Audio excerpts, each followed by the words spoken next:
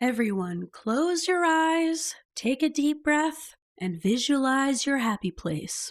Oh, what's that? You can't actually visualize and now you're upset? Well, if you also related to Grace's hair curling struggles, you may want to take a seat. Because, as it turns out, these quirky characteristics just may be indicators of a nonverbal learning disorder. This episode, Grace is laying down the soft, warm facts on this often overlooked learning disability and sharing some of the controversial ways it manifests in her own life, such as the Boston bump and her inability to do word problems, aka, we all know this, horse train meet cute math. Always the sensible one, Kristin keeps the mood light with a lively discussion on post-mortem carcass care and reveals her definitely not spite-based plans to become a fruit tree with an exclusive guest list. Come for the soft, warm facts, stay for the diaper arguments. Only in this monumental 30th-ish carcass apple of an episode. They said that we'd grow out of it.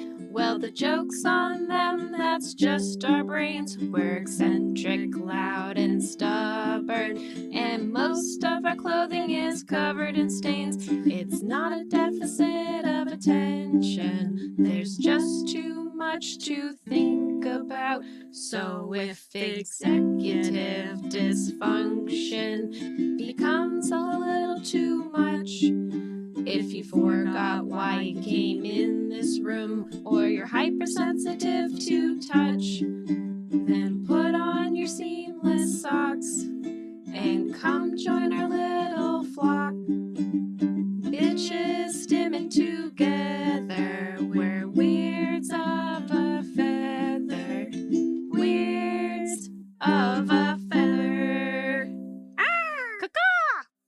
Here we go. Here we go.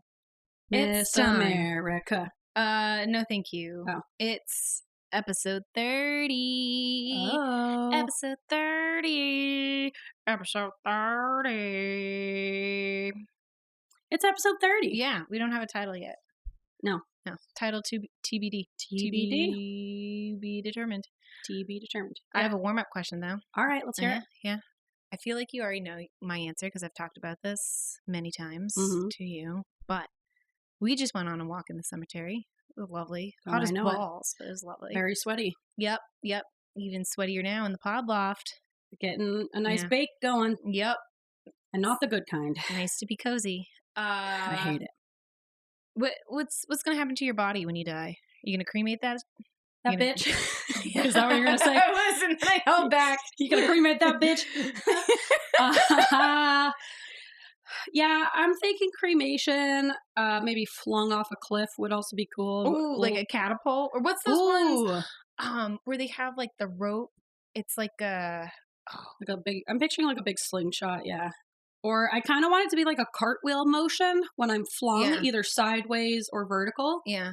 So I either want it to be like a frisbee, or I want it to be like vertical, like a throwing star. Where are you going to land, though? In the ocean. Just a toss into the ocean. Yeah, but eventually your body's going to wash up.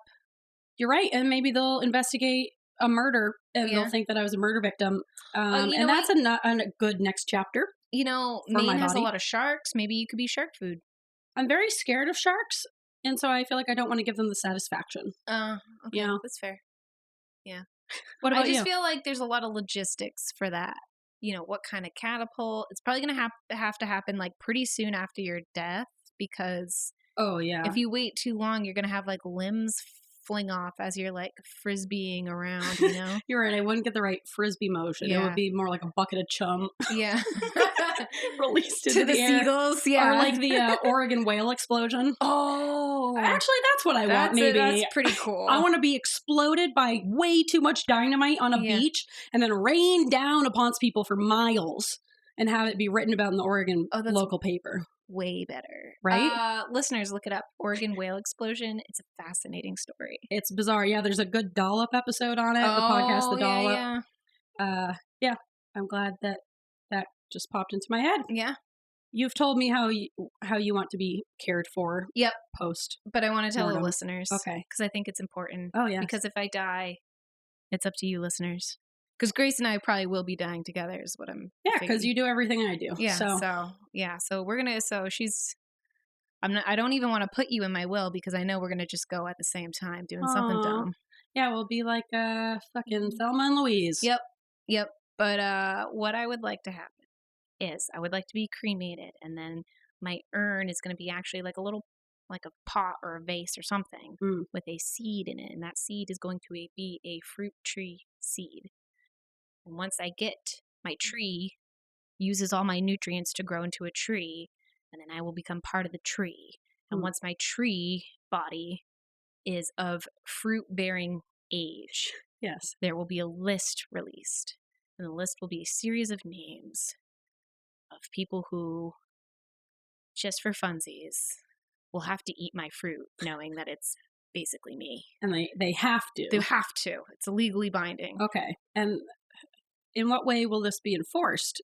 Because I feel like they don't sign up for it. You're just choosing a list of like names, like a blacklist almost. Yeah. And you're like, you have to come eat my death apples. Yeah. Doesn't have to be apples. Maybe I'll be a peach tree. Ooh. What would you prefer? What would be your ultimate fruit?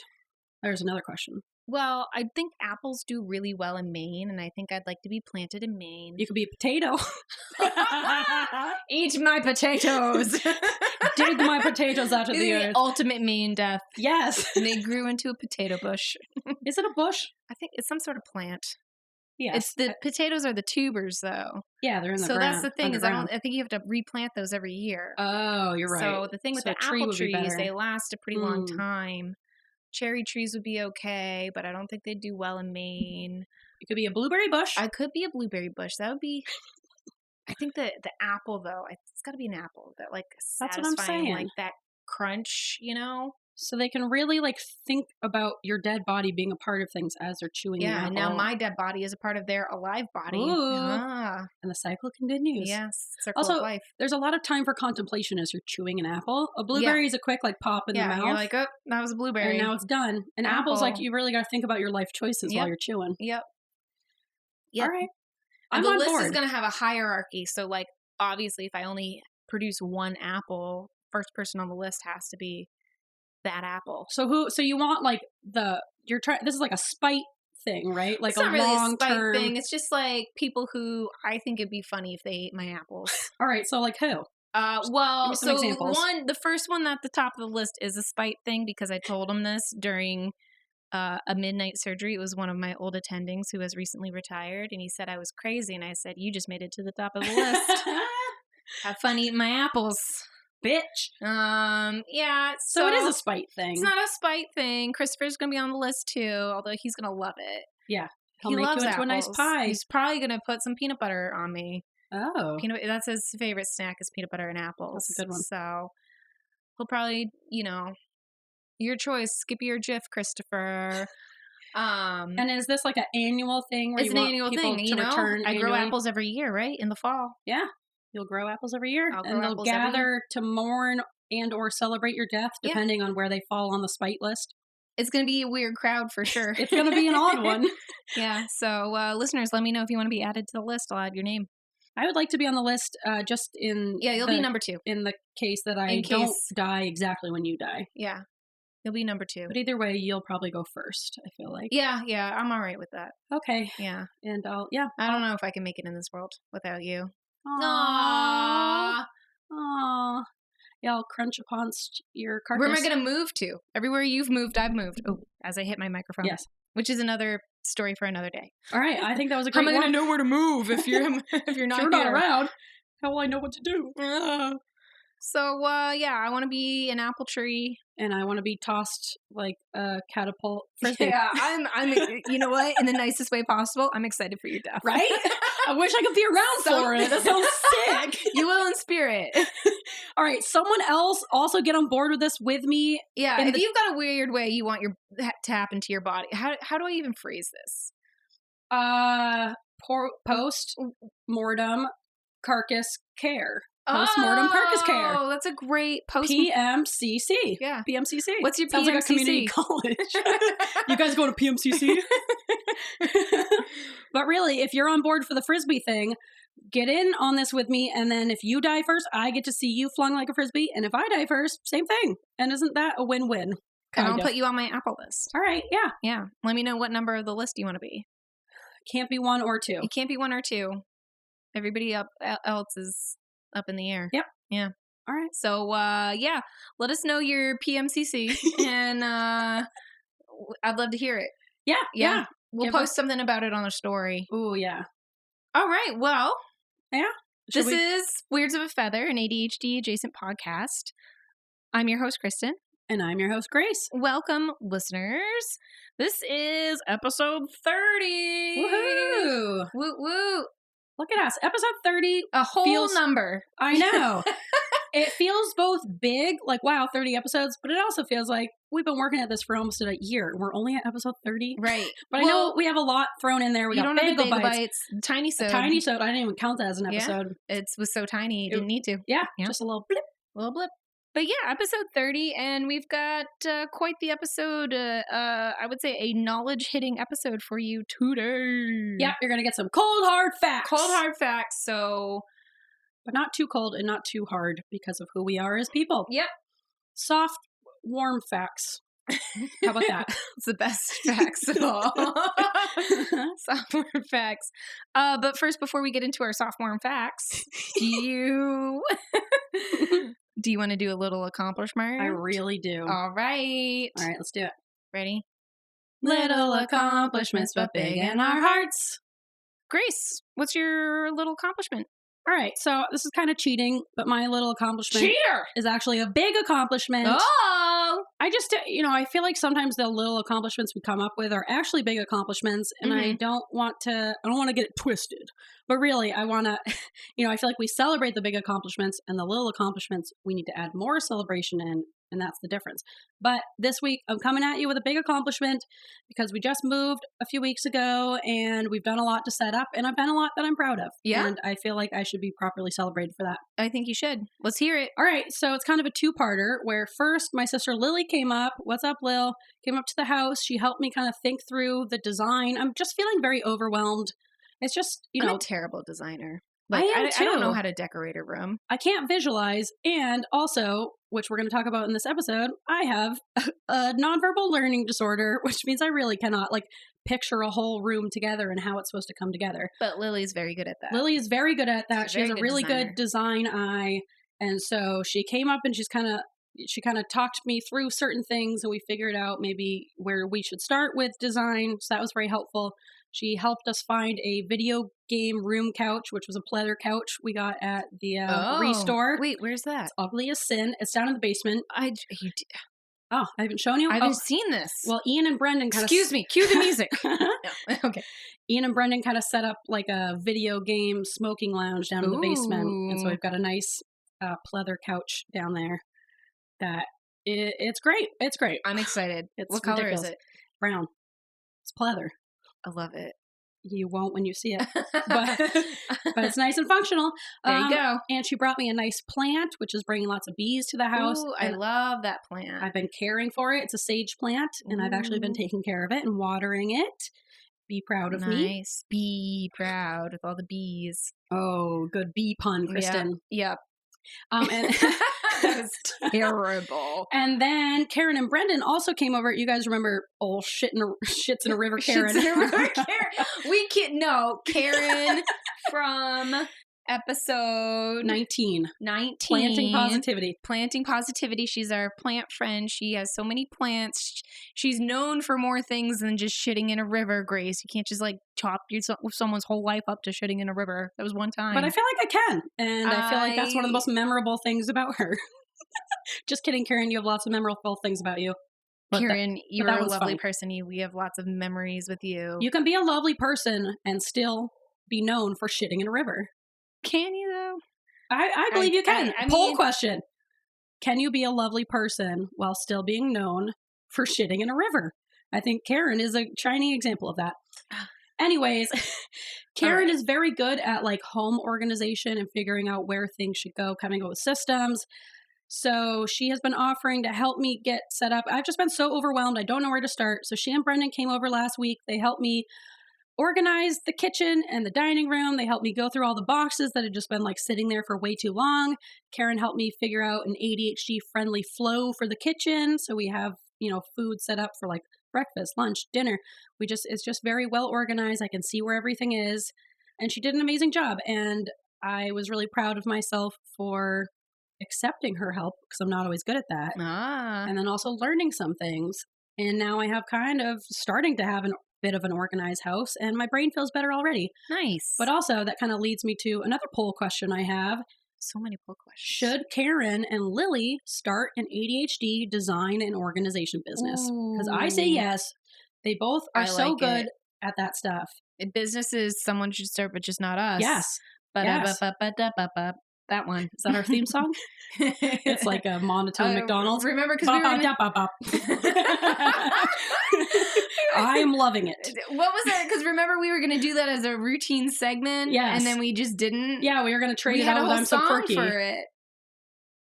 Anyway. I didn't even remember we made a song. We did make a song for it, and then we just didn't follow through. All right, classic. All right, yeah. Kristin, what's your little accomplishment?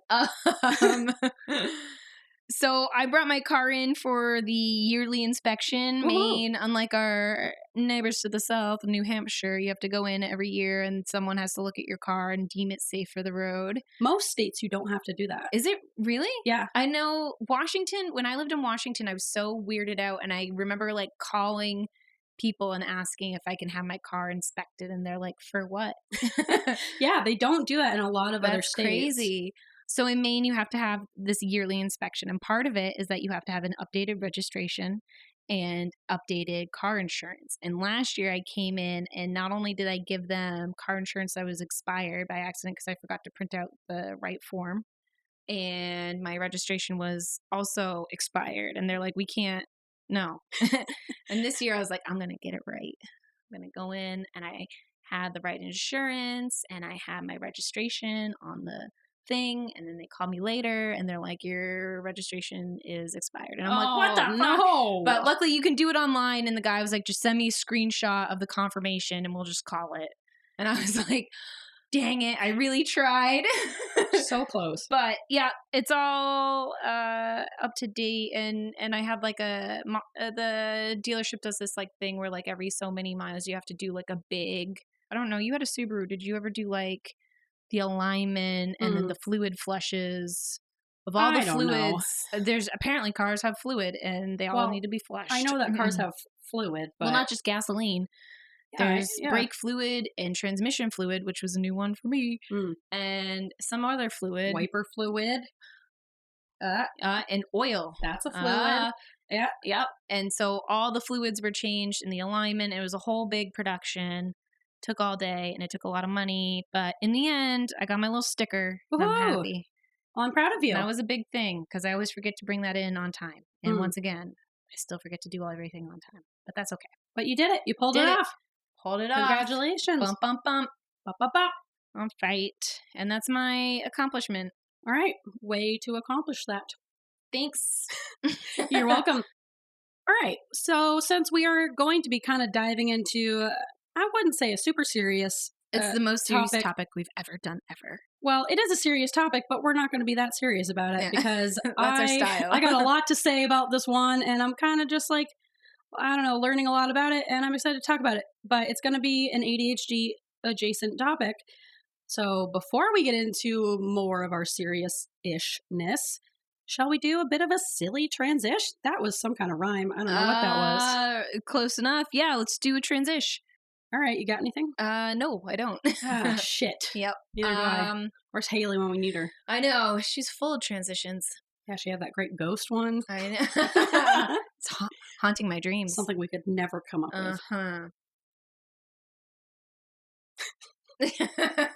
This has been a silent transition. I know. It literally, it doesn't have to be anything that we have no rules. Maybe that's why we have so much trouble with it, because we have no structure to it at all. Okay. And so my brain just goes totally blank. Ready?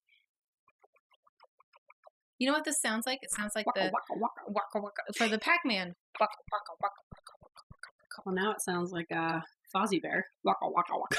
I think it sounds like Pac-Man. This is my I guess fidget it does. that Grace won't let me use.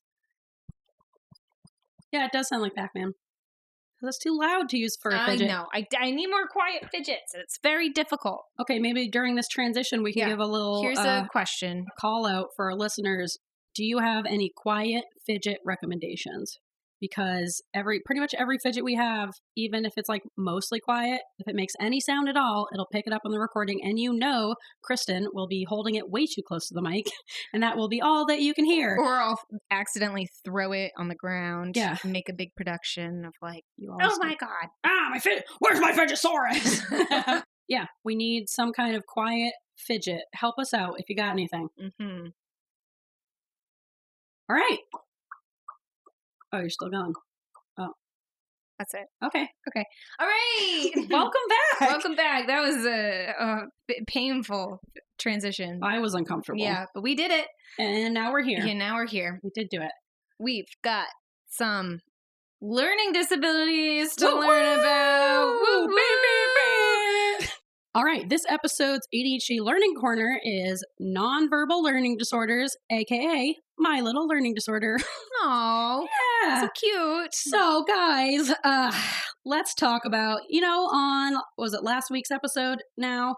Is this episode 30? This is episode 30. It better be, because we made a big production about it. Shit. Is this episode 31? Yeah, I think it is, right? But no, because the episode we recorded last time is going to come. The episode we just released with Haley was episode 29. Right. And you said this was going to come out. This will come out next week. There will be an episode that's coming out this week that will be episode 30. This is episode 31. I thought you were going to say the episode we recorded last week was just SAGs. Yes, but I was just going to make it. I wasn't even going to put it in order. I was just going to reverse them. Because you said that. Never trust what I say or listen to what I say. You said that this one was going to come out before the Just Sags. No, I said this one was going to come out before the Bagel Bite that we're going to record. The Just Sags episode will come out this week. This whole part has to come out. We did a whole thing on episode 30. It's episode 31. All right, guys. Son of a bitch. All right. Well, that clears things up. All right. God, we're so quirky. We just... So turns out we think this might be episode 31. Turns out it's 30-ish. 30-ish, give or take a few. Episode 30-ish. Yeah, we made it. We'll call it 30-ish. Fuck. Yeah, we did make a big deal. We did. It was like a 5-minute conversation about how this is episode 30. I'm literally like in the process of editing episode 30 to come out this Thursday. And it's probably labeled episode 30. Yes, it is. Yeah. I was just working on it yesterday. So now we have 2 episode 30s. 30A and 30B. Yeah. Right? Was that episode? Right? I don't know. Was it 29? Cue the music. God damn it.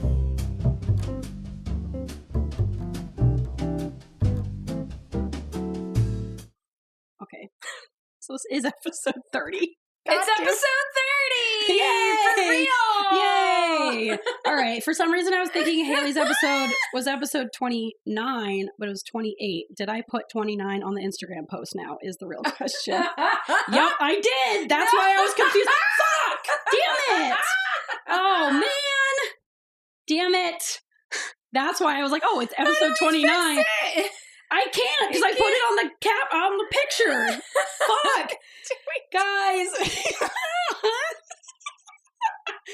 All right, talk about getting to see ADHD personified in real time. Remember that one test that we took that's like, do you make often little mistakes due to not paying attention to the small details? Yeah, 100%. And that would be a big heck yeah. Yes, story of my life. All right, so glad we cleared that up. I fucked up the Instagram post and so Haley's part 1 episode says episode 27, and her part 2 episode on Instagram says episode 29.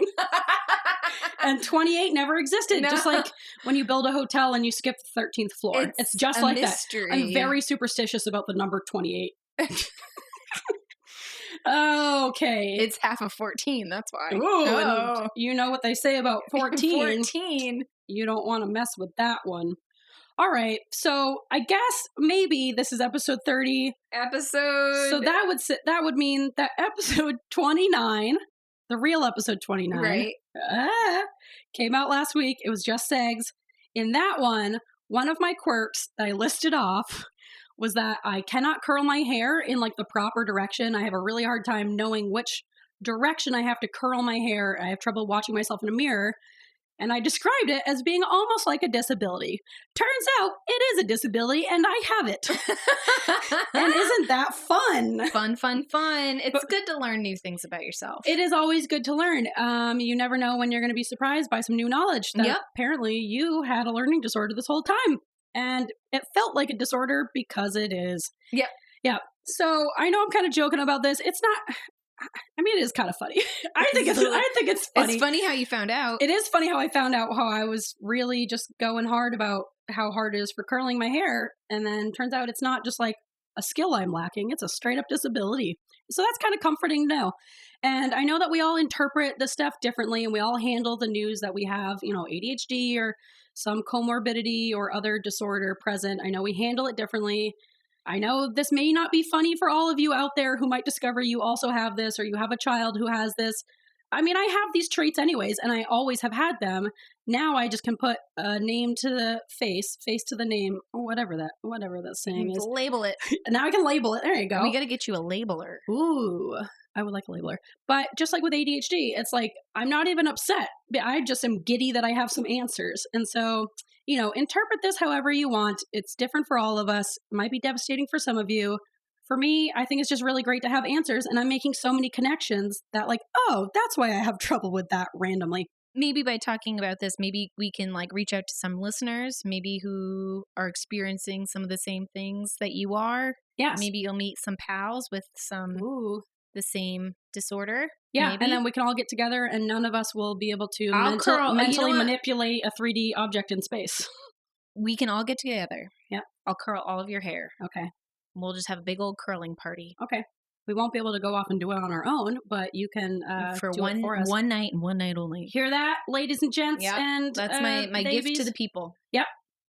With this specific disability. Yes. Kristin will curl our hair in the proper direction. Yep. And it won't be stressful because we don't have to do it. Yep. All right. So we should probably get into what is a nonverbal learning disorder. What is it? Well, according to Attitude Magazine, a nonverbal learning disorder, or NVLD, may be the most overlooked, misunderstood, and underdiagnosed learning disability. I feel like that's the theme of the podcast. Yes. And if all those other learning disabilities are overlooked and misunderstood, this one, I guess, shines out against the rest of them. Of being the most misunderstood. Yes, out of all the most misunderstood. Nice. Yeah, there's really not a ton of research out there. I remember this being covered briefly in grad school, but I really don't, I've never heard of this until you brought it up. Oh, well, I mean, you were learning about different stuff. I was learning about the stuff in grad school, and even then, I feel like we didn't cover it very much. But once again, that could just be my quirky brain not paying attention. But I really don't remember talking about it very much. And there's really not a ton of research out there. So I thought that's another reason why this is really interesting to talk about, because not that many people know about it. Yeah. So this brain-based condition is characterized by poor visual, spatial, and organizational skills, difficulty recognizing and processing nonverbal cues, and poor motor performance. Oh. And just like any disorder or disability, it's a spectrum where you may have trouble with some aspects and not trouble with the others, or you may need more support or less support in different areas. So, just keep that in mind. I'm keeping it in mind. Keep it. Hold it in there. All right. So approximately 93% of communication is nonverbal, I guess. Body language, facial expressions, tone of voice, 93%, somehow they calculated that, is nonverbal. So those with nonverbal learning disorders have trouble interpreting this nonverbal language, and we rely on the 7% of communication that is verbal to understand what others mean, which I didn't realize how much of a disadvantage that put me at. Yeah, 7%. Yeah, which makes sense why we are so hyper-verbal, why we rely on language so much, because we are compensating for that inability to really interpret people's body language, which when I think about it is so me. I'm not great at interpreting people's body language, but I'm very language focused. I always want to have things explained to me explicitly, verbally, So because individuals with nonverbal learning disorders rely so much on verbal expression, given their difficulties with body language, facial expressions, and tone of voice, they often talk excessively to compensate for their difficulties. What? I don't know. I'm not seeing it in you. Yeah. Yeah, hard to make that connection. A child or adult with nonverbal learning disorders will hold you to every word you say. Most children, as a result, also have large vocabularies and outstanding memory and auditory retention. This is why you were in the advanced reading group. I guess so. And I've always kind of said that despite my ADHD, I feel like I do have a weirdly strong verbal memory. That's auditory retention. It makes so much sense because I'm relying on language exclusively in order to kind of make my way through the world. So my brain has probably compensated for my lack of visual understanding by like really getting good at holding on to verbal memory. So there's a little strength, I guess, that I've developed. A shining star among the Garbage. dark side. Yeah, the dark sky. Thank you. Or garbage. Yes, or garbage. It says, once considered highly rare, this nonverbal learning disorder may be as prevalent as dyslexia. It is estimated that 3 to 4% of people have nonverbal learning disorders. Nonverbal learning disorders and anxiety tend to go hand in hand, just like with ADHD, because of the inability to understand and connect with people. Young children are usually good at hiding or compensating for their challenges, and they often charm adults with their precocious conversation skills, which that was me. I always had an advanced You're so precocious. lexicon. I'm so precocious. Yeah, and it says that when you hit like teenage age, when you hit the teenage years, it can really progress in coming out in a lot of anxiety because it can lead to difficulty connecting with peers, trouble setting priorities, or picking up on social cues. Oh. It can, cause problems with jobs, which totally makes sense. Even when I was like, a teen, I've always just been difficult, I guess, a difficult worker. And I feel like I've always had little problems with bosses or some coworkers. You're always mostly sticking bosses. it to the man. Yeah, I usually am. But I think part of that So proud is of you. maybe that I'm not reading the full situation and I'm kind of just mouthing off because I'm paying attention to what people are saying, but I'm not great at paying attention to the other visual aspects. So language characteristics in people with nonverbal learning disorders can look like early speech and language acquisition. So maybe a kid who, quote unquote, talks like an adult from a young age, always asking questions to the point of being repetitive or interrupting the regular flow of conversation, needs to verbally label information in order to understand it, difficulty comprehending unsaid or spatial information, can be extremely literal, struggles with sarcasm, innuendo, or other linguistic nuances, and can be naive or overly trusting. And I know what you're thinking. This kind of sounds like autism, and there are some overlaps with autism. I was just thinking that. I was right? like, that kind of sounds like autism. Yeah, so I have a list of traits that do overlap with autism and then some distinguishing characteristics of how you can kind of tell the difference. And also it's very comorbid with autism. It's also very comorbid with ADHD. So you can very easily have both nonverbal learning disorder and autism and ADHD or all three and have a fun little blend. The hat trick. Oh yeah, the hat trick of disabilities. These overall challenges that I just read off are often masked by highly advanced verbal skills. So we're overcompensating with our lack of visual, spatial reasoning skills with just being very verbal and sending the world's longest texts.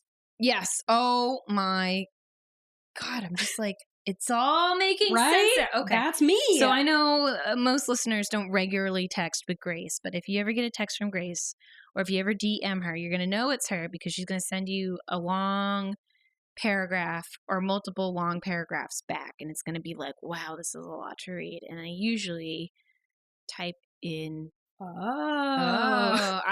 I'm a big like less than a sentence response, and it totally makes sense now because you're relying on all of your language skills. Okay, how do you feel about emojis though?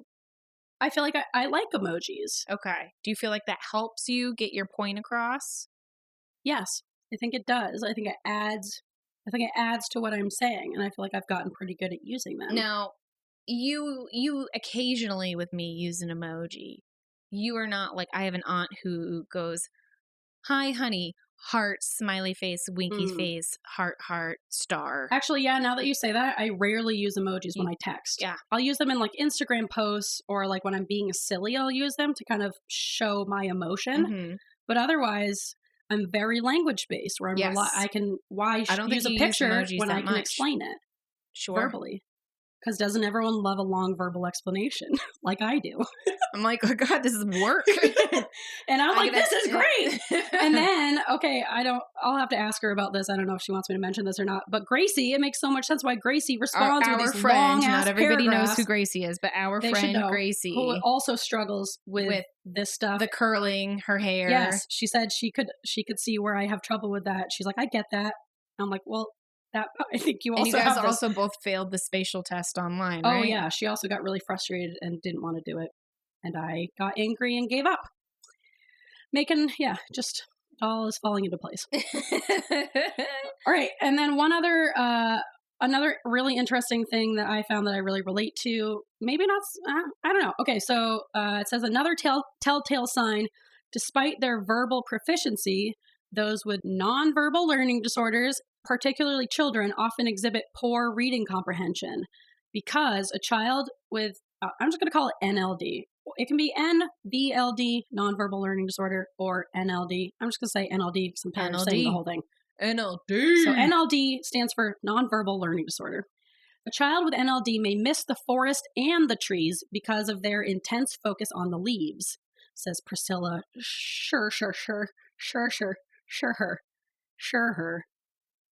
Priscilla Sure. She's sure. Yeah. However you say that. But yeah, I thought that was really interesting. The whole Sure. Skewer. The whole like Sorry, Patricia. We're gonna get this.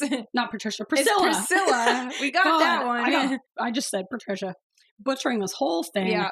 Yeah, I think the whole like can't see the forest. We have trouble with like big picture thinking, and I get so stuck on like the tiniest little details that do not matter, and I have a really hard time stepping back and like really understanding and seeing the full picture of something.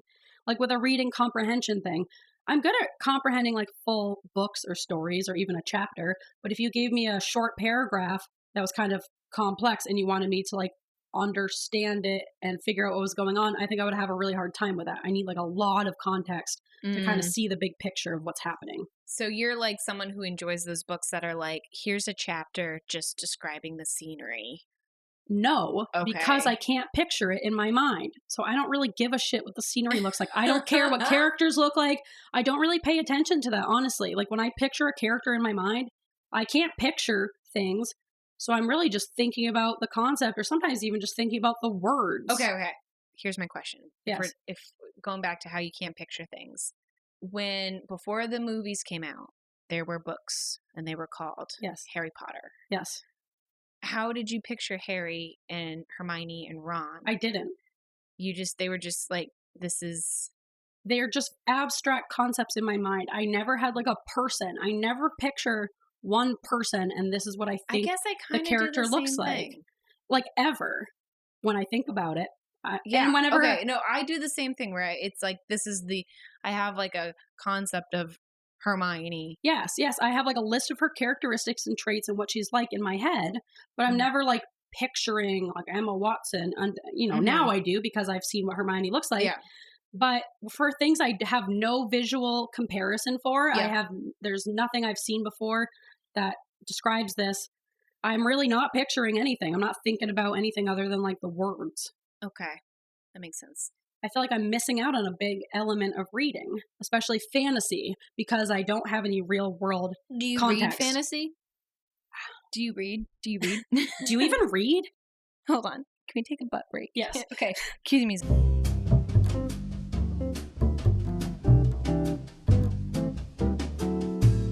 And we're back.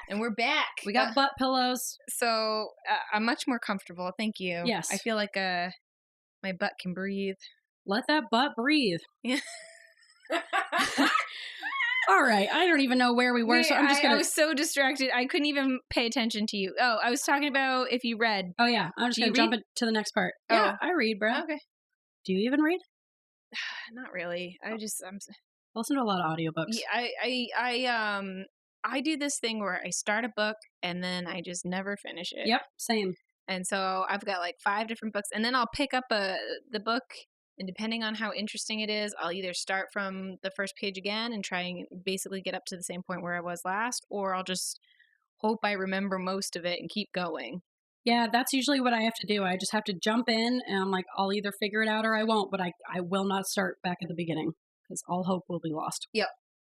So I'm just going to jump into our next section, okay? People with nonverbal learning disorders have strong speech and reading skills, which we talked about, but may have difficulties with math, for one, which, yes, I always struggle with math. Yeah. So they may be able to add and subtract, but have trouble with shapes and geometry, which, yes, I had such a hard time in geometry. I like geometry. I cannot take like a 3 or 2D image and imagine it as a 3D that image. was like all OChem. I can't. I'm so glad I didn't do That is a OChem. good thing you didn't do OChem. I can't- You would have had to use the balls. Yes. The stick and balls. And even then, yeah, I And would have to people use who stick and don't balls. do OChem don't know what that is, but that's No. okay. Yeah, I think I would have failed out of that and I would have hated it. It wasn't fun. You know what? I like OChem theory. OChem labs sucked. It was a lot of directions that I just didn't follow. It all sounds terrible. Yeah. All right. Visual and spatial reasoning is Yeah. another thing we have difficulty with. This is like probably the biggest aspect of this type of disability that I have. We have difficulty with discrimination of differences of objects. So like, spot the differences between these two objects. Oh. Difficulty with visualization of images, which, yes, I can't visualize. Mental manipulation of objects, yes, hate it. And determining one's location of their body in space. So, for example, we have a really hard time imagining an object and then turning it around in our minds. Like, I can't imagine what this object would look like flipped over and reversed. I can't figure it out, The mirror image. Yes, yeah, Is that I really, a hard thing? yeah, I really can't do that. I really have a hard time with that. Fine motor skills. They may be able to throw a ball, but have trouble using scissors or writing with a pencil. Poor coordination, Well, seen as that's clumsy, or also always getting in the way. using scissors. Yeah. That's because you're left-handed. Well, that's part of it, but also, like, I'm thinking about things like, God, trying to cut a piece of paper straight, trying to cut wrapping paper straight. Yeah. I'm always like, whoop, go totally at an angle all the way off. I'm really bad at drawing a straight line. So I feel like my handwriting is okay, but Your it goes handwriting's downhill very fast. Like it starts off strong because kinda- I'm like overcompensating and really focusing on it. Mhm. And then it really very quickly just like falls apart at the seams and gets real sloppy. And the throw a ball but having trouble using scissors thing is interesting because growing up, I was a pretty good athlete. Like I feel like I did really well in softball. I was good at throwing and catching and hitting. But then when when it comes to those different tasks and when I'm not like locked into that focus, I feel like I can be very clumsy, where I bump into things. I'm not good at judging where my body is in space. Difficulty with motor planning. So an example of motor planning is the ability to place yourself in the right location to catch a ball. I'm actually pretty good at that one. So I don't know if I have trouble with that one. And, because it's a spectrum, you might have some aspects of this and not others. Difficulty with big picture thinking. So difficulty making generalizations or seeing the big picture. They see the details but don't understand what they add up to. And that is so me. I need to know what I'm looking at, like the whole big picture, before I can go into the details. Because then I won't have any context for what these details mean. I don't really understand how they come together to make this big picture unless I see the big picture first. Got it. Difficulty identifying patterns. They may have a hard time seeing patterns such as a sequence of numbers or a series of shapes. Difficulties with social communication. They have no trouble talking or writing, but they may have a hard time understanding how others think or feel. This is because they don't notice social patterns and they have difficulty recognizing nonverbal cues. What would be a social pattern? So I guess social patterns would be like kind of the song and dance of every time this group or these people have this interaction, this is kind of usually how it goes, kind of like for some autistic people, they learn how to script. So they learn how to devise different social scripts for when someone asks you, how are you? You're supposed to respond like this, So recognizing there is a pattern to how people communicate, and this question often elicits this response, and this is how neurotypical people expect us to respond, and kind of picking up on that pattern, almost in some ways so you can mask more. Yeah. For me, I feel like I wish I was better at socializing, and I almost wish I could mask more, but I just can't even I can't pick up on the patterns. Or I don't care to, and I can't, and so I don't. Yeah, I don't know. It's interesting to think about that one. Because we're always so unaware of our social deficits, you know, where it's Yeah, like, I I had a fine time socializing as a kid. Everybody but like, else did is like, they had no friends. Yeah, they were freaks. Yeah, it's hard to see our own social deficits. And then executive functioning can be affected, which that sucks because I'm already so affected by my executive functioning with ADHD. It's and a then double whammy. Double whammy. Nice. That explains why I always feel like I'm very bad at executive functioning. You just because wanted I to am. double down. Yep, got both of them. Gonna be real bad at this one. Yep, so for this one, within nonverbal learning disorders, we have a hard time managing time and planning the steps required to meet a goal, difficulty coping with change, trouble following multi-step directions. I have a hard time with all of that. Nice. And those are, I mean, I'm still not taking autism off the table for me. It could be there, it could not be. But I feel like some of the traits that I'm like, is that autism? They kind of sound like this, like my difficulty coping with change. I have a really hard time with transitions, but it didn't feel quite like in an autistic way. It always felt like slightly different. So I'm wondering if like this is really what is at the root of my difficulty with coping with change and my difficulty with multi-step directions and time management, on top of having no time management because of my ADHD. So you're talking about this, your NLD, but also all these are very similar to traits of ADHD and autism. How do you know the difference? Well, Kristin, let me tell you. It's a great transition, by the way. It was a great transition. Sorry, I worked on it. Yeah, it was great. You kind of ruined it, but I think I enhanced it. All right. So nonverbal learning disorder is slightly different from, but very similar to ADHD and autism spectrum disorder without intellectual impairment. So people with NLDs usually have average or above average intelligence. They have strong verbal and reading skills, like we said. It's recognized as a learning disorder by psychologists in schools, but it's not listed in the DSM, which fuck the DSM. Fuck the DSM. It's a billing manual, basically. And nothing more. I shouldn't say that, but no, it is. It is. It leaves out so much. It leaves out a lot. So screw you, DSM. So nonverbal learning disorders have many characteristics in common with ADHD, which can make it very difficult to decide which disorder to diagnose. And obviously you can have both at the same time, which I do, but you can obviously have one or the other individually. Not only are the symptoms similar traits, but so are the outcomes. And here's where we just bash on all of us. Poor grades, behavioral issues, and lack of social connections, fucking losers. I did not have poor grades because I cheated my way through school. So suck it, article.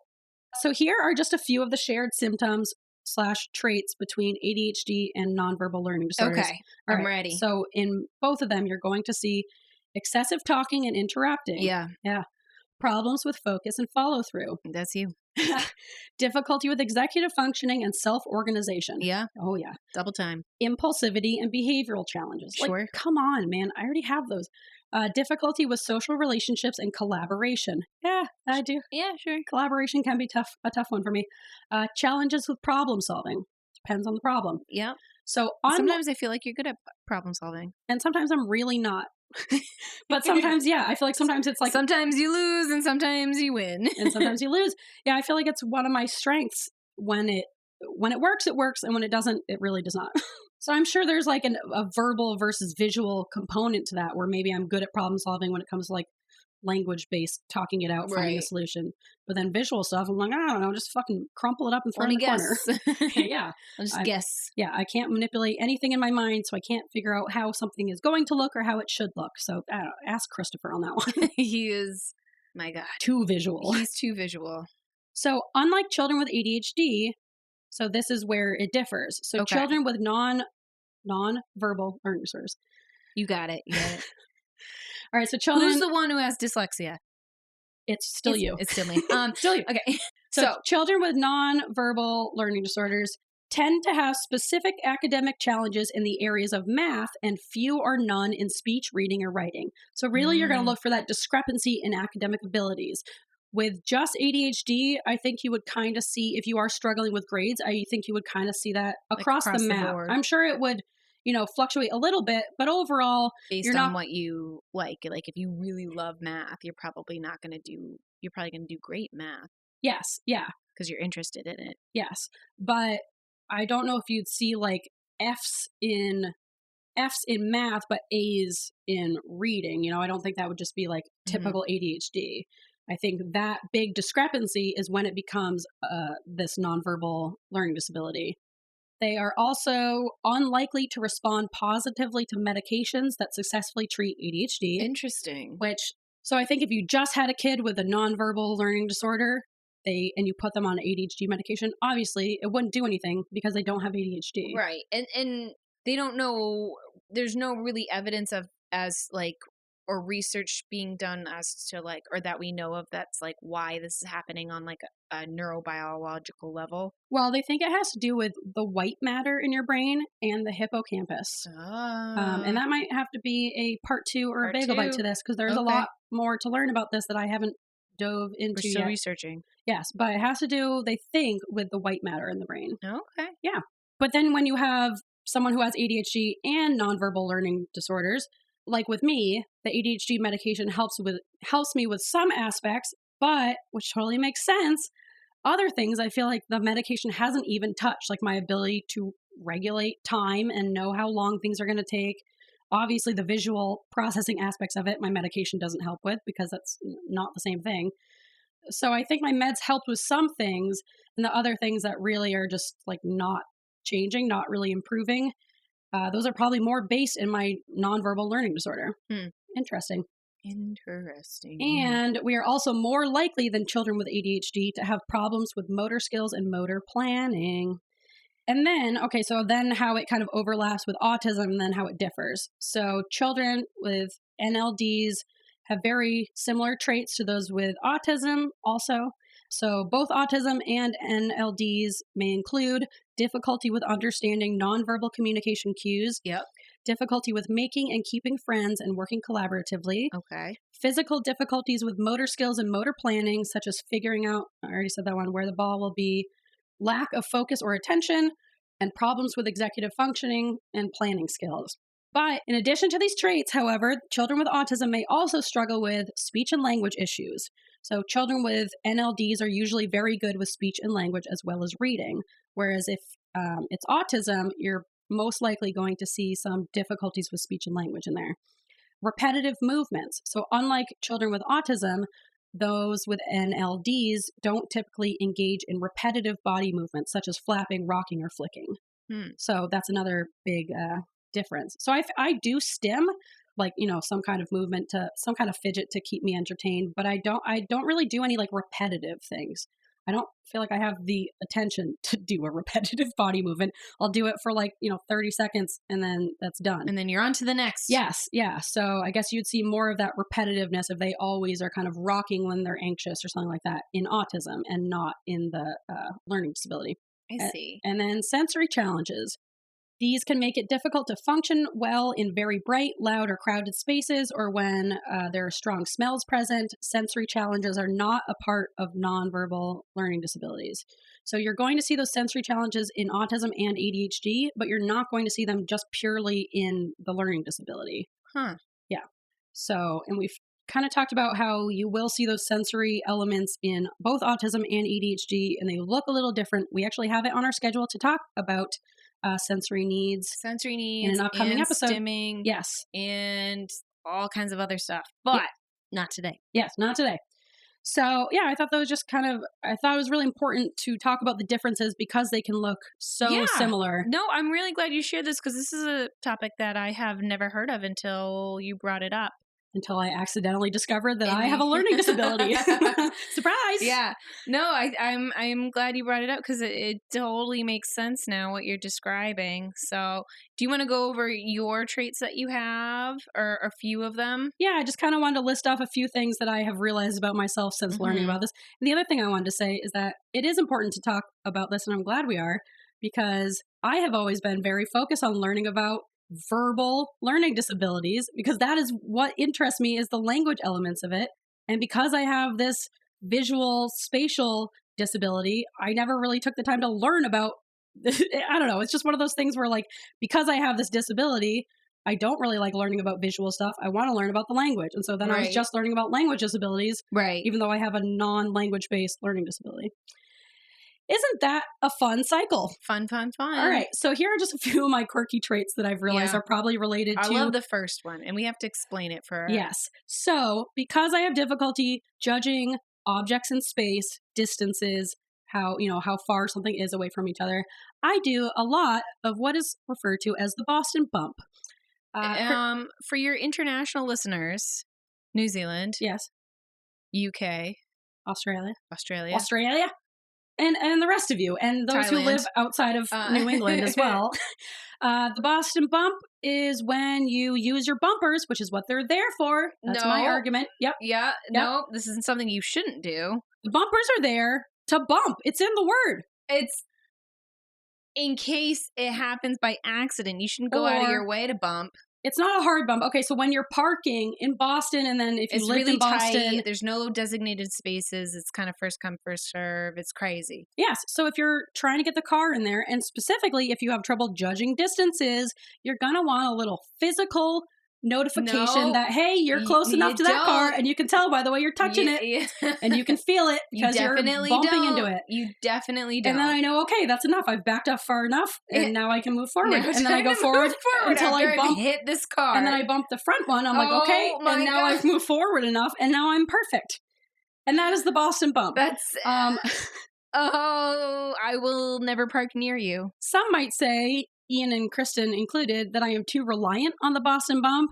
You shouldn't. How about the Boston bump shouldn't be something you rely upon ever. It should be like an accidental, like, oh, I bumped you. Well, it's easy for you to say because you don't have a nonverbal learning disorder. I did. So I have a backup cam. Well, even with the backup cam, okay. Oh, that's another thing I have trouble with. Backup cams. Whoa. It has the lines. I have trouble. It beeps at you. I can't. Just like with the curling thing, where I can do each one kind of individually. Yeah. When I'm trying to move backwards, but I'm looking at the screen forwards, that's really hard for me to do. I have a hard time. It tells you there's arrows and lines. I don't give a shit. I'm saying it's difficult for me. So many things. All right, the beeping is helpful, but the camera itself, it's not. So you would rather just go without a backup cam? I'd rather just get a little bump. And then I know for sure. And then I don't need to take, because it's not just like. We are taking a poll. All right. Do you believe in the, do you support in the Boston bump? Yeah. Do you support it? I need to know, because I know there's some of you out there who will be on my side. Who are bumpers. Yep. Bumpers. Get back to me. You should be shamed because. No, you shouldn't. Be proud. It's a good strategy. It's not. It's a good workaround. That's how you get your car keyed. It's never happened to me, so well, I guess it's you successful. don't have a car right now, right? That doesn't matter. All right, other traits I have. I've already talked about can't figure out which direction to fucking curl my hair. Stupid. I'm not stupid. It's just a stupid. Guess you're wearing it straight. I guess I don't curl my hair. But really, people have always told me, oh, your hair looks so great curly. You should wear it curly. I'm like, I can't. I literally cannot. What about the rollers? The rollers, I still have to figure out which direction to go in. Okay. The rollers were better. Randy now told me I should be curling my hair in kind of a chaotic pattern, and I was like, great, perfect. That's the only kind. That's the only way I can curl my hair. This whole time. Yeah, it's been chaotic, so I'm glad that's finally the style you want me to do. Thank you, Randy. Oh, and so kind of along the same lines of I have difficulty looking forward at the backup cam as I'm physically moving backwards. I have a really, really hard time watching a fitness instructor who's facing me. Oh. And I have a really hard time understanding what I am seeing and then figuring out what I'm doing. So if she's like facing me and she's like, all right, everyone punch with your left hand, without her being up there, I know what hand is my left hand. I don't have a problem with that. But then it's her saying it and then me seeing her punching with her left hand, but to me, it's on the right side. And so then every single time I'm like, okay, wait, what side do I have to do? And I get like really caught up, and it takes me a little bit to figure out which side I should be moving to or which side I should be punching. Exercise. Yes. And I don't really have trouble with left and right the way that you do a little bit. I have a very hard time with left and right. I'm actually like pretty decent at my left and my right, but it's when you throw in that visual element of now I'm having to process what I'm seeing and sync that up with what my body is doing. It's like I cannot do it. I lose all my coordination. You know, sometimes I do like one side when I'm doing a workout video, I do one side twice and then I'm like, fuck, I gotta do the other side. So I gotta pause How do you the video. do that? I like forgot to, they're like, okay, now other side. And I just keep going. I'm like, I'm on a roll with the left. We're gonna keep with the left. We're doing well with the left. And then they move on to the next exercise. And I'm like, oh, I never did the right because I did the left twice. So I have to like rewind. Yes, yeah, I don't yeah. do that. Well, whoops-a-doodles. Whoops-a-doo, that's a big whoops-a-doodles. It's technically a better workout. Just screw up a couple times. Yeah, you're just going. Or sometimes I'm like, fuck it, I just won't do the right for that particular. Just be super bulky on your left. Yeah. All right. Other things, real quick, because I'm getting sweaty in here. It's a little steamy. It always is. Steamy in the pod loft. Steamy in this pod loft. And then we gotta do our bod. Oh yeah, the bod. Can't forget the bod. Yep. All right, a few other things I realized that I have trouble with. Rapid fire. All right, I get really overwhelmed in big places with a lot of visual stimulation. A museum? So, yeah, a museum, an antique shop, the grocery store. I feel like I have to look individually at every single item. I can't just, like, look at a wall of stuff and, like, take in what I'm seeing. I feel almost like I'm looking through a telescope. What about, like, Target? No, I have to look like at each thing. As if I'm looking through a telescope, I have to like focus my vision on each individual item. I cannot just take like a summation of everything I'm seeing and be like, okay, I know what's here.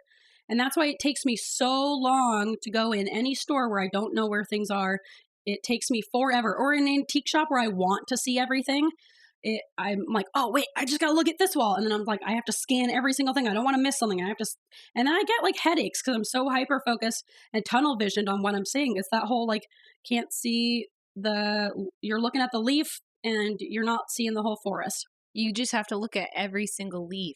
Yes. Yeah. I can't just like scan it and be like, oh yeah, it's a forest. I have to be like leaf, leaf, leaf, leaf. And then, that's overwhelming. Piece it together. It's very overwhelming. It takes me forever in any store. Ask Ian. He hates it. But now I have a reason why. But hate shopping with you. He's so much faster than I am going into any grocery store. He always gives me so much shit about how long it takes me in the grocery store.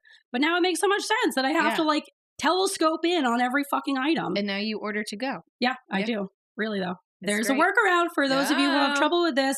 Order your groceries to go. Maybe we can do a bagel bite on our own workarounds. Ooh, yeah. It'll save you time and the mental space. And so kind of the same thing, I get really overwhelmed in video games when, it's a game where things are attacking or people are coming at you or there's a different team. It's like so much is happening all at once. I get so confused. I can't figure out where I am, which character I am, what's happening. And I kind of just like, I get so overwhelmed and I like don't know what I'm doing. I just mash all the buttons. And I don't like them. I don't like any type of like zombie game, anything where characters are going to come like into the screen and I don't have time to assess everything and figure out where everything is. It's just, it overwhelms me. You're and a Stardew Valley girl. Yeah, I like a nice, slow, simple game. Living in a Diablo world. That's a good way to describe it. Yeah. I've heard this is like a New England thing, but I think specifically that I do this even more so. Maybe I'm wondering if you do this. I measure distance in time always. I always measure distance in time. Like if you told me that something is 100 miles away, I'm like that fucking means nothing to me. How many hours will it take? Yeah, that's how. I don't know if that's like I think I've heard that that's a New England thing. Well, like who's saying like, oh, it's about 30 miles away? Lots of people say that. And I'm like, that means nothing. Cool. That could take an hour or it could take 10 minutes. Like, I don't know. What's the traffic like? Yeah. So I don't. Yeah, because you have to count traffic. Yeah. Distance because means nothing. Because you go 30 miles north of Bangor, for all you Mainers out there. Banger. You can cruise on like 85 out there. There are no cops out in the woods. Yeah. No one's going to catch you going 80. Yeah. Yeah. So you can go a lot more miles than like, Kennebunkport.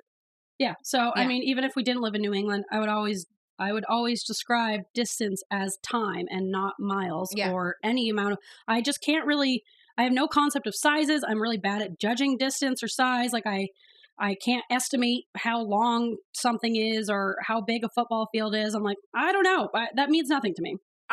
It's similar, but different for me because I make everything by me. My units of measure are all messed up because I can like kind of judge like kind of a mile or like how if someone says like it's 3 miles away, I'm like, okay. Compared to someone said it's 3 kilometers away. I have no idea. Well, because we use the standard system. But if you say something's 3 inches long, I'm like, I don't know. But if you say, because I always measure in centimeters for my wounds and stuff that I do for work, I know exactly what a centimeter is. So if you say it's 3 centimeters long, I go, okay. But if you say it's 3 inches long, I have no idea. Well, that just means that you're a traitor to our obviously superior measuring system here in America. Yeah, we know best. And then for small measurements, like I know how much a milliliter is, but I don't know how much an ounce is. I know how much a gallon is, but I don't know how much a liter is. I am so bad with any type of measurement. I don't know. Really? Yeah. It's mine. I just like, and so I just like use them interchangeably. I'm like, you're going to need about like 3 milliliters of this, but then can you go out and get a gallon of milk? And people are like, You're all over the place. I'm all over the place. All right. So I'm wondering if you have difficulty with this. I have a really, really hard time with fractions. I've always been very bad at fractions, and I really struggle to use a tape measure. Oh my God. I was just about to talk to you about this. I have such a hard time with a tape measure. I was just about to talk to you about this because I've been in my house, my new house. The kitchen cabinets, I've been trying to measure the like contact paper to put on the cabinets to protect them. And so I have to use a tape measure to measure out the cabinets. And I have a newfound respect for Ian because you know how they're like, measure twice, cut once. I measure 12 times. I measure 12 times. I forget the numbers. I measure again. I write the numbers down. The numbers are wrong, but I cut anyway. Get it wrong, have to recut or add in contact paper, still get it wrong, throw the contact paper down the hallway, and then Christopher comes in and fixes it. See, I think I'm okay at doing it. Like I can do it usually. I can measure it properly, but I just need to measure it so many times because I'm so paranoid about fucking it up. I just keep forgetting the numbers that I'm like, all right, 21 and a half. And then I turn around, I go, I don't know what that number was. Well, mine is like when it says like 1 1/8 of an inch. I'm like, I don't know what 1/8. I don't know what that looks like. That's why centimeters are so much easier. I actually halfway through doing this whole thing, I got a ruler that had the metric system on because I was like, this is so much easier. It's a centimeter and so many millimeters. I don't know for that one. I think it's the US system is just fucked. And I think centimeters and meters is so much easier. Yes, it's not my fault. But I've always had a really hard time with fractions. So that makes sense why I have trouble with that when they say like 1 1/8 of an inch. I'm like, I don't know what. Just tell me how many little ticks I need to count out. Why can't 1/8 be 1 out of 8? 1 big tick and 3 little ticks. Yes, but why? Although I guess an eighth is 3.5 grams. And I do know that. I know you know that. You want to know why? Your recreational activities? Yeah, my recreational fraction math is actually pretty good, actually. Okay, here's another one that I really struggle with. And I'm curious if you have trouble with this. Word problems, specifically, like, let's say, all right, 2 horse trains are traveling towards each other. One is leaving at 3:25 and they're going 45 miles an hour, and the other one is leaving at 4:10 and they're going 75 miles an hour. At what point will they meet? Like, I cannot do that for the life of me. Those were always the fucking hardest things in the world. And I was always like, how could anyone know this? When's their meet cute? Yeah. I can't manipulate the items in my mind, and I have a really hard time thinking about when, like, the distances and how fast they're going and where they're going. Like, all of it comes together, and I really can't do word problems like that. Can you do those? I did in the past when I was in college. And you felt like they went okay? Because I always remember having like an internal fit. I think it kind of depended on how much I studied. I think, yes, it just took me, yes and no. Okay. I know for my physics professor professors don't teach. They want to do he was like an academic. I'm there for my research. I'm not here to teach you, even though you and your tuition supports my research and everything I want to do. Yeah, because they're not actually taught how to teach. So that was very much one of those. Yay, the American education system. So I think for physics, no, but for chemistry, I got the problems okay. But what you're describing is a physics problem, so I feel like I'm having a hard time relating to you on that one. Oh, yeah, I can't do like any of that stuff. Anyways, I think some of these are just like, I suspect they may have to do with this visual processing disorder. I can be pretty clumsy when I walk, even though I'm a pretty good athlete. When I'm not paying attention to where my body is in space, I can be very clumsy and break things and walk into things and knock over things. And I have broken many things because I misjudged the distance. For example, I hit the curb. Speaking of Boston bumps, I hit the curb with my car and bashed my hubcap off one time. Off? Yeah, I fell off because I got too close to the curb. How fast were you going? I think I was pulling away from it. It was up at UMaine, actually. I think I was pulling away, and I just misjudged how far my tire was from the curb, and I just kind of scraped against it, and it popped off. Jesus. Yeah. Were you peeling away from the scene of a crime or something? See ya. No, I was just driving normally. I also, when I first got my license, I did accidentally scrape against someone's car in a parking lot once. That's a shameful one. That's a shameful pizza secret. It's a pizza secret for another day. I broke the washing machine door as a child because I dropped the laundry basket on top of it, and it slammed down and smashed the door off because I misjudged the distance of where I was putting the basket down. Oh no! This one is half my fault, but I did smash a girl in the mouth with a Frisbee when I worked at Camp Ketcha. She was another counselor. One pizza secret after another. Yeah, this is really just a rattle off of all my physical misgivings. We were standing in a big Frisbee circle, and we were all throwing the Frisbee. To be fair, she wasn't paying attention. Oh. But I chucked it across the circle, and this girl was not paying attention. She was talking with someone, even though we were all standing around playing Frisbee, and it smashed her in the mouth. And there were probably 30 or 40 of us.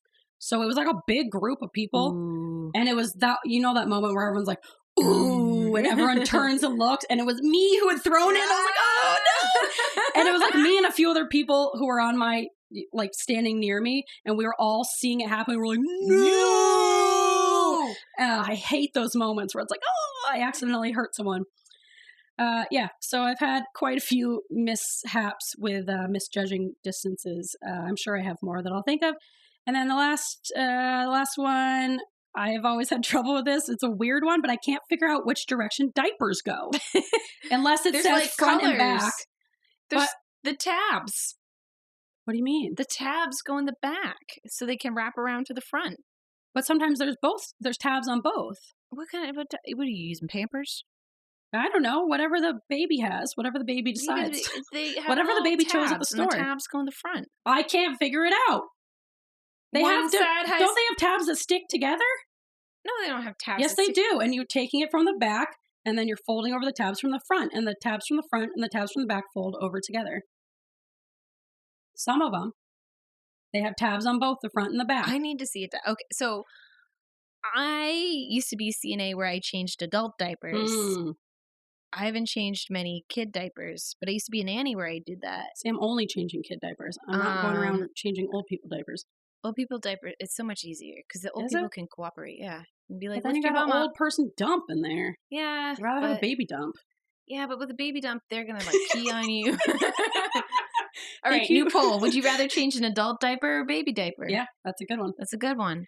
I think adults can cooperate and they will try their darndest not to pee on you. But also, adults have more free will, and if they choose not to cooperate with you, then you're in trouble. You're in real trouble. Whereas with a baby, if you want to, I said I wouldn't talk about poop on this podcast, but here we are. If they don't want to cooperate with you, the adults at least have the foresight to know. Unless you're talking about dementia patients, it's different. But that's still an adult diaper, and that kind of falls under the umbrella. I feel like that's different because they have dementia, and that doesn't mean they're not difficult. I'm just talking about purely the difficulty level of changing an adult diaper versus a baby diaper. If a baby is being difficult, okay, I don't care. You're 5 pounds big. Right. I'll just pick up your legs and do it anyways. But usually the adults cooperate, and they're like, "Let me turn for you. Let me lift my bum for you." But if they don't, then you're fucked. And that's what I'm saying. Sometimes they can change their own diapers. I wish babies could. Yeah. Get together, babies. All right. But also, if you out there, if you have difficulty figuring out which direction diapers go, please let me know. And let me know I'm not alone in this. One side, the back has tabs, and the tabs go out. They wrap around and stick to the front. Whichever direction I do it, it's always wrong. And this is because you're putting the tabs in the front. You get to put the tabs in the back. So they some of them have tabs on both. They don't. I don't know what diapers you're using, but they have the tabs go in the front. Well, whatever they it wrap is, around to the front. I do it wrong. If you have a baby who's in diapers, please don't send us a picture of your baby. We don't need that. We need a picture of the diaper. Yes. And maybe on like a fake baby, you can show us a video or something. That seems involved, but I guess if you want to, you can do that. This is for research purposes only. Exclusively. How do diapers work? Okay, but I also have the same problem with like face pillows at the chiropractor. There's like little extra face pillows that you can put down because you're laying flat down like on a massage table. Yeah. And it almost looks like a Mickey Mouse head where it has like two almost like ears like that is like the hole, like the face hole. Yeah. It's got like cushion on the outside and then you put your face in the hole. Yeah. And then, it's got one little zhoop down here and then like the two mouse ears. And I can't, whatever direction I thought it was supposed to go. Where mouse ears are for your eyes, right? That's what I thought. Yeah. But then one time I had it and my chiropractor, Abby, told me that I had the face pillow the wrong direction. And I was like, oh, shit. And then I turned it around. No, it was just whatever. It was upside down, whichever way I was supposed to have it. It was upside down. But now I can't remember which direction I had and which direction she corrected me with. And it's so stressful. So now I just stopped using a pillow when I go. Because I'm like, I don't know which direction they're supposed to go. Just ask her. Just be like, I don't know which way this goes. But it's one of those things where every single time I'm like, fuck, which direction does it go? And I can't remember. And once I don't remember, if I don't get it right away, if I don't have a solid concrete, well, obviously it goes this way, then every single time I go to do it, I cannot remember which direction it's supposed to go. Just like with the diapers. There's only one set of tabs. I wish I hadn't ended on diapers because I feel like I've had so many good ones. Should we go to the bod? Yes, let's fucking move on to the bod. Thank you for cheering. On to the bod. Well, let me wrap this up. Let me wrap it up. Okay. Wrap it up here. I'm going to get you a picture of a diaper. I'll get you a picture of a diaper. We're going to settle this right now. Okay, so, like with all these things, if you relate to like a few of these things, just like how Kristin related to like some of the things I was saying, it doesn't mean that you have this disability / learning disorder. It may be, because we have so much overlap with other learning disorders, ADHD, autism, a bunch of different things. You might have a few of these, but it doesn't necessarily mean you have a straight up like nonverbal learning disorder. But if you related to a lot of them and you're like, seeing where I'm coming from, especially on the Boston bump, but if you are relating to a lot of these things and you've had trouble with a lot of these things, like not just, it's difficult for me, but straight up like you can't manipulate objects in your mind. You don't know which way diapers go. Yeah, you don't know which way diapers go. You might want to look into this because I did and turns out I have it. And it's really helpful to know. Doesn't mean there's anything wrong with you. Like it said, it means, we have average to above average intelligence. So just like all disabilities, it's not an indication of intelligence. It just means that, your brain has trouble with these certain tasks and it makes up for it in different areas. So you may be very verbally inclined like I am. And if so, do you want to text with me? Do you want to send really long texts to each other? Is a question I have for you. Someone needs to send a really long text message to Someone Grace. It's not gonna long be me. form text with me, please. You know what? Haley Longform texts with me. She does. And one of our listeners from Kangaroo Island. Oh, Enya. Enya. Oh, Enya. She's a long texter. Oh, she'll send me a long message. Well, right. That's been ADHD Learning Corner. Yeah. I appreciate you sharing. I appreciate you listening to me. Yeah. This was more of a moral support, kind of. I don't think I was as supportive as I could have been. Figure out the diaper situation. You could have been more supportive on the diaper element. But I will not be. I do think it's helpful because, with ADHD, we both have ADHD. So it's not like, oh, well, I do this and maybe don't. Every single thing you're like, well, I also do that.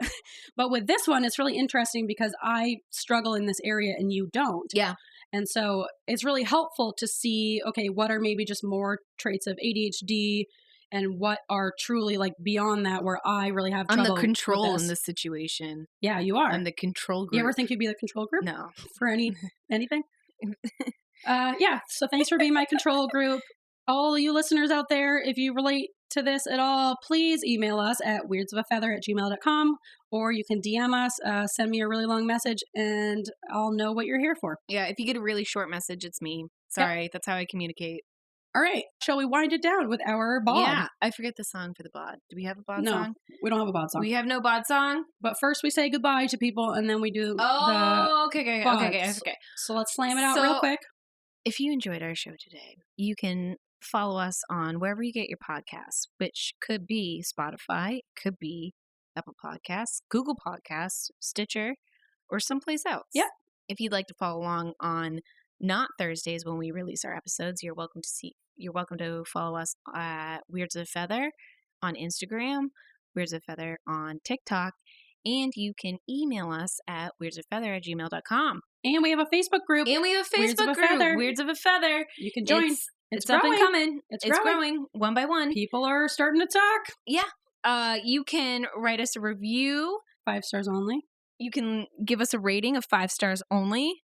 It's a key, 5 stars. Yep. We don't accept anything less. No. Don't insult us. Or you can just DM us and tell us nice things because it's always nice to hear. Yep. Yeah. All right. Thanks for listening. Hope you learned a little bit about yourselves, and we will talk to you next week. Yeah. Let's move over to the bod. Yep, we're going to fade out on this bod. Right. Bird of the day. So we have a listener who shall not be named, who has a friend who also shall not be named, who has stated, I'm not naming them because they said this in confidence, and now I'm sharing their secret. They are sexually attracted to this bird. And now I can see why. It's a sexy bird. I was not expecting that response. The bird of the day. I need to know who said this. I can't tell you. Okay. You don't know them. The secretary bird. Have we done this one yet? No. We've only done 2. Check out this bird. I'm going to send you a picture. All right, let me see this sexy, sexy bird. I'm going to share it. I'm going to send it. I'm going to text message it to you. All right, text message it to me. Secretary bird strutting herself. Yeah. That's the Reddit comment. Damn. Yeah, it's okay, right? That is a sexy bird. Right? It's She's a sexy beautiful. bird. Okay, everybody look this up. Secretary bird. Sexy bird. All right. And this bird, its like special talent is to kill snakes by stomping on them. There's a lot of like GIFs and memes on the internet of this bird just like totally like just killing a snake by stomping on it with its like long, beautiful legs. Yeah, look it up. That's my fun fact. All right.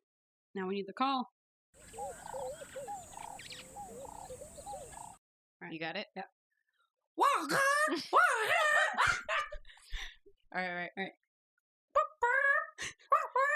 feel like yours wasn't gurgly enough. I know. I gotta wait. Let me try again.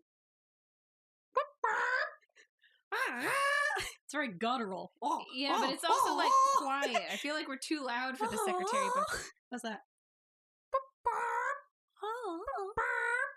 How do you do gentle but guttural? You know, a gentle gut. Yeah, gentle gut. I don't know if that was it. I don't know if any of this was it. Ooh. Secretary bird, are you here in the room? So sexy. So sexy. Wow. Oh, I wish I'd known you were coming. I would have dressed up a little. I would have put on more deodorant.